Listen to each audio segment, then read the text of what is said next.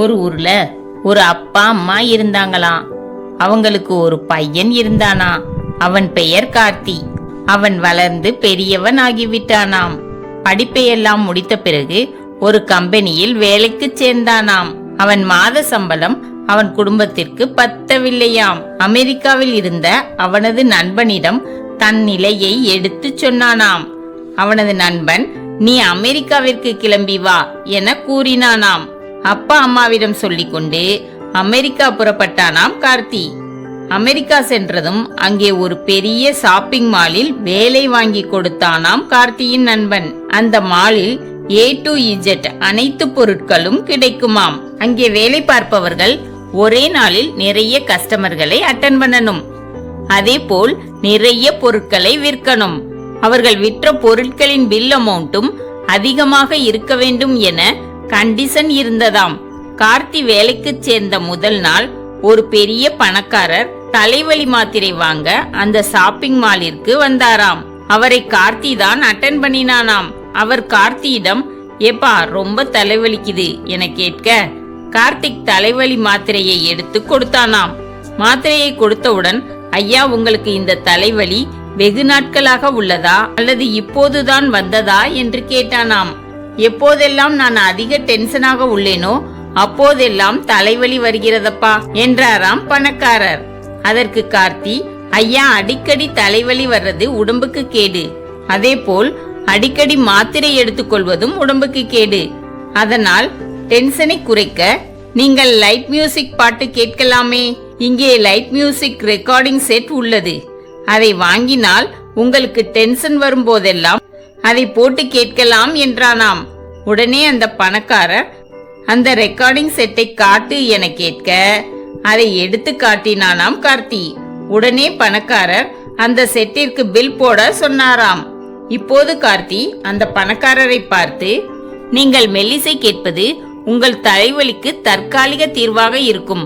உங்களுக்கு நிரந்தர தீர்வு வேண்டுமெனில் உங்களுக்கு பிடித்தமான ஹாபியை செய்ய வேண்டும் என்றானாம். அதற்கு பணக்காரர், எனக்கு ஹாபி எல்லாம் இல்லப்பா என்றாராம். உங்கள் சிறு வயதில் உங்களுக்கு ஹாபி இருந்திருக்குமே என கேட்டானாம் கார்த்தி. அதற்கு பணக்காரர், எனக்கு மீன் பிடிப்பது மிகவும் பிடிக்கும் என்றாராம்.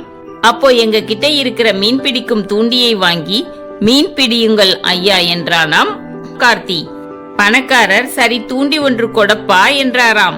தூண்டியை எடுத்து கொடுத்த கார்த்தி, ஐயா இந்த தூண்டிலால் ஆற்றங்கரையில் உள்ள மீன்களை மட்டுமே பிடிக்க முடியும். அதே படகில் ஆற்றின் நடுவே சென்றால் நிறைய மீன்கள் பிடிக்கலாம் என்றானாம். சரி படகை காட்டப்பா என்றவரை படகு இருக்கும் இடத்திற்கு அழைத்து சென்றானாம் கார்த்தி. அந்த படகுகளில் சிறிய படகாக அந்த பணக்காரர் தேர்வு செய்தாராம். அதற்கு கார்த்தி, இந்த படகில் சென்றால் கொஞ்சம் மீன்கள் மட்டுமே பிடிக்க முடியும். நடு ஆற்றில் நிறைய மீன்கள் இருக்கும். நிறைய மீன்களை நிறைய நேரம் பிடித்தால் உங்கள் டென்ஷன் குறையும். நிறைய மீன்களை எடுத்து வர இந்த சிறிய படகு போதாது. பெரிய படகாக எடுத்துக்கொள்ளுங்கள் என பெரிய படகை காட்டினானாம் கார்த்தி.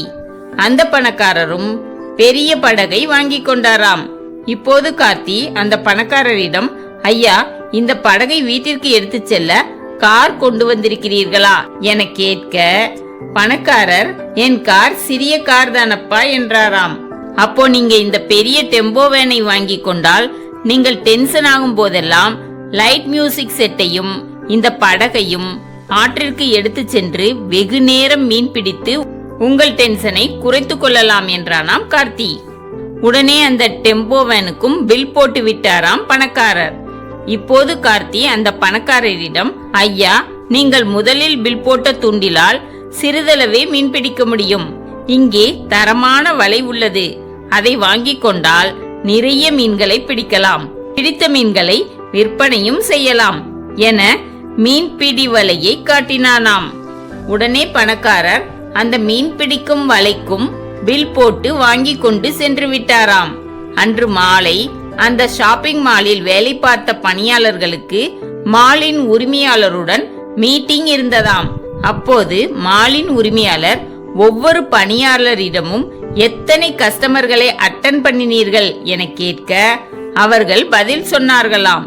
இறுதியில் புதிதாக வேலைக்கு சேர்ந்த கார்த்தியிடமும் முதலாளி கேட்டாராம், அதற்கு கார்த்தி, ஒரு கஸ்டமரை அட்டன் பண்ணேன் ஐயா என்றானாம்.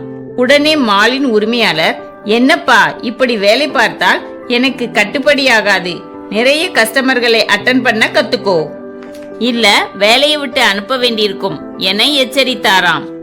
இப்போது மேனேஜரிடம் ஒவ்வொருவரும் விற்ற பொருட்கள் பில் அமௌண்ட் லிஸ்டை கொடுங்கள் என கேட்டு வாங்கினாராம் அந்த மாலின் உரிமையாளர். ஒவ்வொருவரின் விற்ற பொருட்களையும் பார்த்த முதலாளி கடைசியாக கார்த்தி விற்ற பில் அமௌண்டை பார்த்து மலைத்து போனாராம். அது அங்கே இருந்த மற்றவர்கள் விற்ற பில் அமௌண்டை விட அதிகமாக இருந்ததாம். இப்போது கார்த்தியை அழைத்த முதலாளி, நீ அட்டன் பண்ண கஸ்டமர் என்ன வாங்க வந்தார் என கேட்டாராம். அதற்கு கார்த்தி, தலைவலி மாத்திரை வாங்க வந்தார் ஐயா என்றானாம். அப்போ எப்படி இத்தனை பொருட்களை விற்றாய் என கேட்க, தலைவலி மாத்திரை வாங்க வந்தவரிடம், இந்த தலைவலி இப்போதான் வந்ததா அடிக்கடி வருகிறதா என கேட்டேன், எனக்கு டென்ஷன் இருக்கும் போதெல்லாம் வருகிறது என்றார். அப்போ டென்ஷனை குறைக்க லைட் மியூசிக் செட் வாங்க சொன்னேன். பின் உடனே ஹாபி என்னவென்று கேட்க அவர் மீன் பிடிப்பது என்றார். அதனால் தூண்டில் வாங்க சொன்னேன். ஆற்றின் நடுவே சென்று நிறைய மீன் பிடிக்க பெரிய படகு வாங்க சொன்னேன். பெரிய படகை வீட்டிற்கும் பின் ஆற்றிற்கும் எடுத்து செல்ல டெம்போ வேன் வாங்க சொன்னேன். நிறைய மீன்கள் பிடிக்க பெரிய வலை வாங்க சொன்னேன் என்றானாம். அதற்கு முதலாளி கார்த்தியின் திறமையை வெகுவாக பாராட்டி, வந்த முதல் நாளிலே தலைவலி மாத்திரை வாங்க வந்தவரிடம் இத்தனை பொருட்களை விற்றிருக்கிறாய், என்னுடைய அனைத்து நிறுவனங்களுக்கும் உன்னை CEO ஆக்குகிறேன் என்றாராம். கார்த்தி மனம் மகிழ்ந்து போனானாம். இப்போது முதலாளி, நீ எந்த நாட்டை சேர்ந்தவன் என கேட்க, நான் தமிழ்நாட்டை சேர்ந்தவன் என கார்த்தி கூறினானாம். நீ இதற்கு முன் எங்கே வேலை பார்த்தாய் என முதலாளி கேட்க, கார்த்தி தான் இதற்கு முன் வேலை பார்த்த கம்பெனி பெயரை சொன்னானாம். உடனே முதலாளி கார்த்தியிடம், நீ நம் கம்பெனியை பார்த்துக்கொள், நான் நீ வேலை பார்த்த பழைய கம்பெனியில் சென்று ட்ரெய்னிங் எடுத்து வருகிறேன் என சிரித்து கொண்டே சொன்னாராம். நாமளும் நம்ம வாழ்க்கையில நமக்கு கிடைக்கிறது சிறிய வாய்ப்பா இருந்தாலும் அதை பயன்படுத்தி நம் திறமையால் உழைத்தால் நம் வாழ்வில் வெற்றி பெறலாம்ங்கிற உண்மையத்தான் இந்த கதை விளக்குது. நம்ம சேனலை சப்ஸ்கிரைப் பண்ணாதவங்க சப்ஸ்கிரைப் பண்ணி சப்போர்ட் பண்ணுங்க. நம்ம சேனல்ல நிறைய நீதி கதைகள், பெட் டைம் ஸ்டோரிஸ்ங்கிற பிளேலிஸ்ட்ல இருக்கு, அதையும் பாருங்க. பிடிச்சிச்சுன்னா லைக் பண்ணுங்க, ஷேர் பண்ணுங்க. நன்றி.